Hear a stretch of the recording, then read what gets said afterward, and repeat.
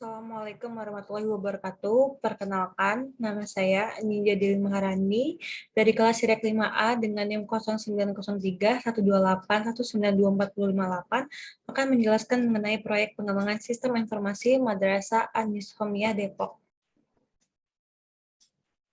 Untuk materi pertama, kita akan bahas mengenai tata kelola proyek dan estimasi anggaran proyek.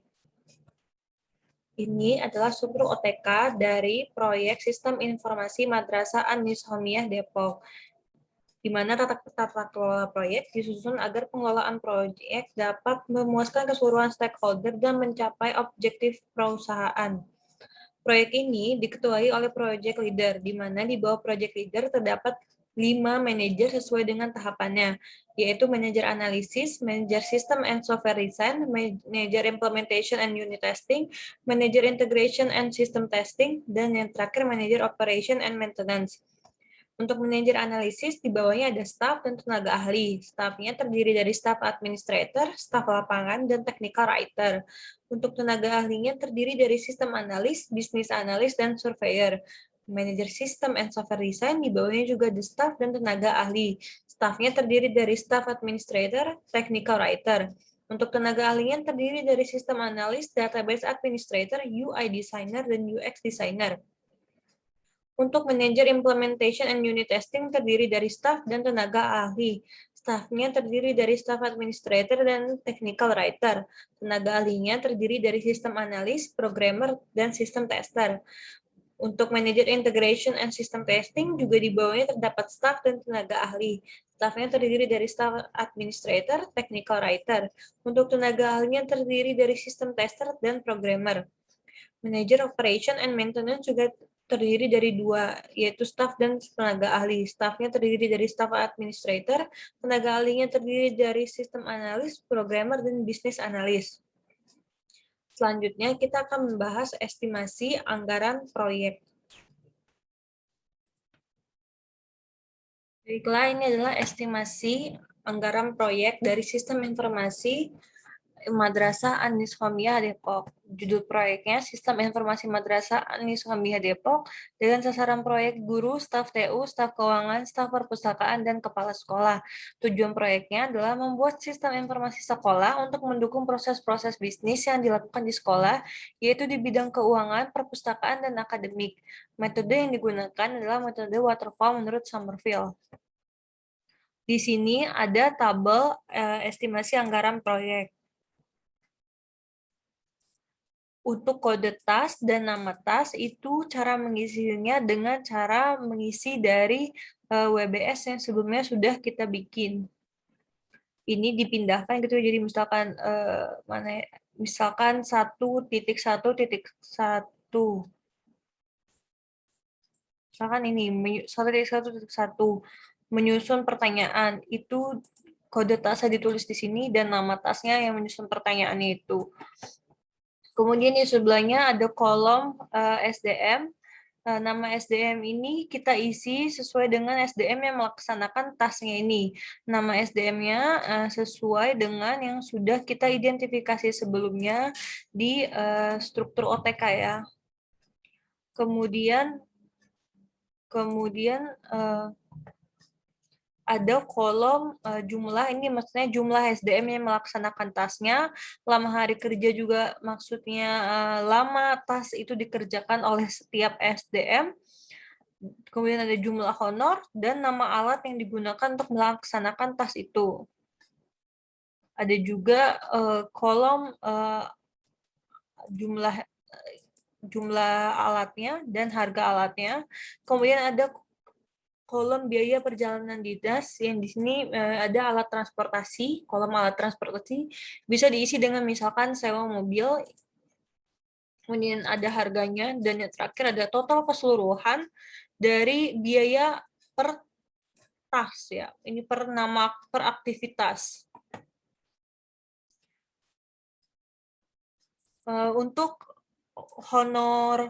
Untuk honor setiap SDM, ini sudah saya tetapkan untuk tiap satu harinya staf lapangan mendapatkan honor 50.000. Begitu juga dengan staf administrator dan technical writer. tiap harinya dia mendapatkan honor 50.000. Untuk surveyor, untuk setiap harinya dia mendapatkan honor 60.000. Untuk project manager, untuk tiap harinya dia mendapatkan honor 300.000. Untuk bisnis analis, tiap harinya dia mendapatkan honor 250.000. Kemudian ada sistem analis, untuk tiap harinya dia mendapatkan honor 300.000. Kemudian ada database administrator, untuk tiap harinya dia mendapatkan honor 250.000. Kemudian dia ada UI designer dan UX designer, masing-masing untuk tiap harinya dia mendapatkan 300.000. Dan yang terakhir ada sistem tester, untuk tiap harinya dia mendapatkan honor 100.000. Seperti itu. Kemudian untuk alat-alatnya, di sini saya ada menggunakan ATK, alat perekam wawancara, komputer staff, lisensi Microsoft, kemudian ada komputer tenaga ahli, kemudian ada lisensi tool software, kemudian ada lisensi software design, kemudian juga ada lisensi software coding, dan sebagainya. Kemudian untuk bagian biaya perjalanan dinas, itu alat transportasi yang digunakan dalam proyek ini hanya menyewakan mobil sebesar 275.000 untuk tiap harinya. Jadi ketika kita sudah mengisi semua tabel ini, sudah diisi, maka akan didapatkan total anggaran proyeknya sebesar 48.830.000.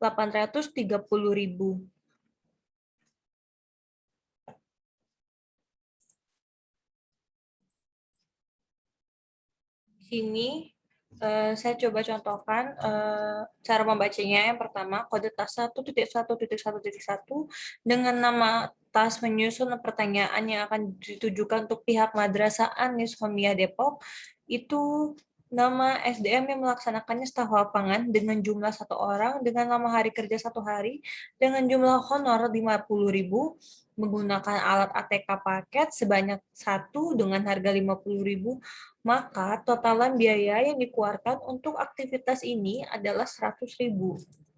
Gitu. Satu lagi, misalkan selanjutnya 1.1.1.2 dengan nama aktivitas membuat janji temu dengan pihak madrasah, itu sama dilakukan dengan staf lapangan dengan jumlah 1 hari, lama hari kerja 1 hari, jumlah honor 50.000, dengan menggunakan alat ATK sebanyak 50.000, maka totalan keseluruhannya juga sama, yaitu 100.000.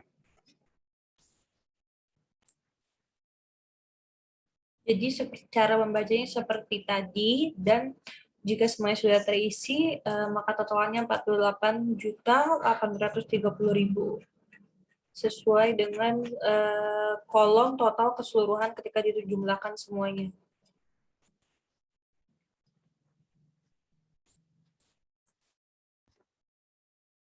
Ini adalah rincian tabel estimasi anggaran proyek.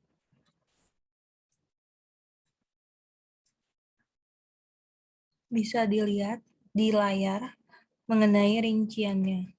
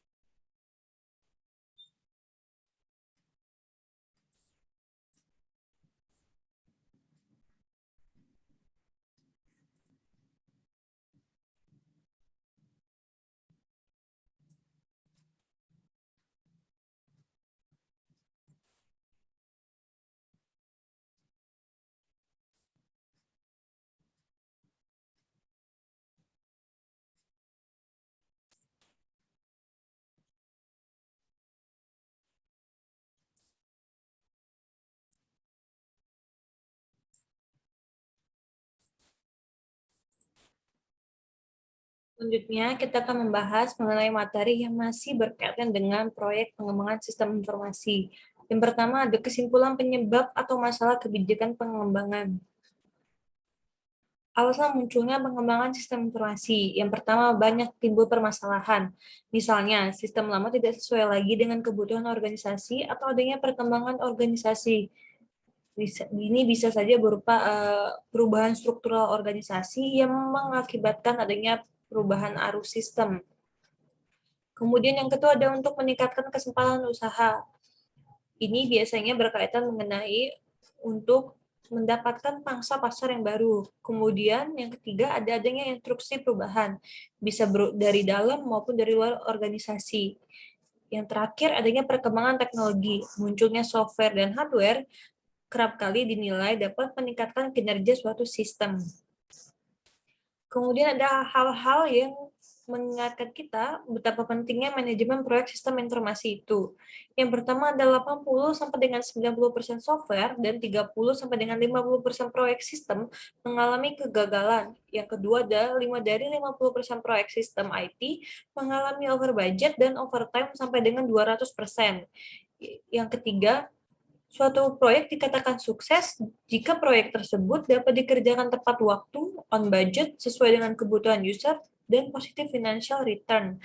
Dan yang keempat, kesuksesan manajemen proyek sangat ditentukan oleh kehandalan dan ketepatan organisasi proyek pelaksananya. Dan yang terakhir, IT diasosiasikan dengan aktivitas proyek yang berhubungan software, hardware, komunikasi, pelatihan, migrasi, dan implementasi sistem. Kemudian ada sasaran dan kendala proyek, yaitu terdiri dari anggaran, mengenai biaya, jadwal, dan mutu. Kemudian ada konsep manajemen proyek terdiri dari beberapa aspek. Yang pertama ada aspek manusia, di mana aspek manusia ini berperan penting dalam suksesnya manajemen proyek. Aspek manusia ini bisa juga mencakup mengenai pengetahuan dan pengalaman tim pelaksananya. Kemudian ada aspek masalah, yaitu mengenai objektivitas dan ruang lingkup sistem yang akan dikembangkan. Kemudian yang terakhir ada proses, yaitu memberikan suatu kerangka kerja sebagai suatu arahan kerja dalam melaksanakan pengembangan proyek sistem. Kemudian materi kedua ada kesimpulan merencanakan dan membuat aktivitas kerja.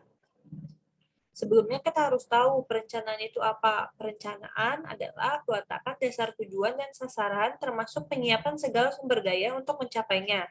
Tujuan perencanaan ada 4. Yang pertama, memberi pegangan bagi pelaksana mengenai alokasi sumber daya. Yang kedua, sarana komunikasi bagi penyelenggara proyek. Yang ketiga, meningkatkan pentingnya unsur waktu untuk penyelenggara dan pelaksana. Dan yang terakhir, standar dalam fungsi pengendalian. Jenis perencanaan sendiri ada 2. Yang pertama, perencanaan strategis. Yang kedua, perencanaan operasional. Alat bantu. Dalam membuat perencanaan, ada alat bantu untuk mengidentifikasi perencanaan itu. Yang pertama ada work breakdown structure, project network diagram, program evaluation and review, PERT, clinical path method, dan Gantt chart. Kemudian ada metode pengembangan sistem. Metode pengembangan sistem dipilih berdasarkan metode mana yang kira-kira paling cocok untuk sistem yang akan dikembangkan. Contoh-contoh metode pengembangannya, misalnya ada metode waterfall, RAD, spiral, prototype, dan masih banyak lagi. Bisa saja suatu metode pengembangan itu merupakan metode gabungan dari 2 metode pengembangan sistem. Misalnya, ada metode pengembangan prototype dan waterfall. Kemudian ada materi selanjutnya yaitu kesimpulan estimasi atau perkiraan anggaran proyek. Sebelumnya kita harus tahu terlebih dahulu apa itu estimasi biaya. Estimasi biaya adalah memperkirakan jumlah biaya yang diperlukan dengan cara analogi, menggunakan biaya satuan sumber daya, menggunakan parameter, menganalisis dokumen lelang, dan menyiapkan cadangan untuk tiap fasenya. Jenis biaya sendiri ada 2, biaya langsung dan biaya tak langsung. Biaya langsung dapat ditelusuri secara tepat, biaya tak langsung tidak dapat atau sulit ditelusuri secara tepat. Hal-hal penting dalam menyusun estimasi biaya. Yang pertama, lingkungan perusahaan. Yang kedua, kebijakan estimasi biaya, template, file proyek, pengetahuan tim, pengalaman proyek sebelumnya. Yang ketiga, cakupan proyek dan WBS. Dan yang terakhir, rencana manajemen proyek. Anggaran proyek. Anggaran proyek merupakan rangkaian biaya yang dibutuhkan untuk pengalokasian proyek dari awal hingga selesai sesuai rencana. Hal-hal penting dalam menyusun anggaran proyek yang pertama ada cakupan proyek dan rincian WBS, estimasi biaya dan rincian pendukung, kemudian ada jadwal proyek dan kalender sumber daya, dan terakhir kontrak. Selanjutnya, komponen biaya. Komponen biaya itu terdiri dari beberapa jenis biaya. Yang pertama ada biaya pengadaan, yang kedua biaya persiapan operasi, yang ketiga ada biaya proyek, dan yang keempat ada biaya operasi, dan yang terakhir biaya perawatan. Komponen manfaat sendiri terdiri dari dua jenis, yaitu komponen berwujud dan keuntungan tak berwujud. Keuntungan berwujud dapat diukur dengan satuan kuantitas. Keuntungan tak berwujud sulit atau tidak dapat diukur dengan satuan kuantitas. Baiklah, segitu saja yang dapat saya sampaikan. Saya tutup, selebihnya saya mohon maaf jika ada kekurangan. Assalamualaikum warahmatullahi wabarakatuh.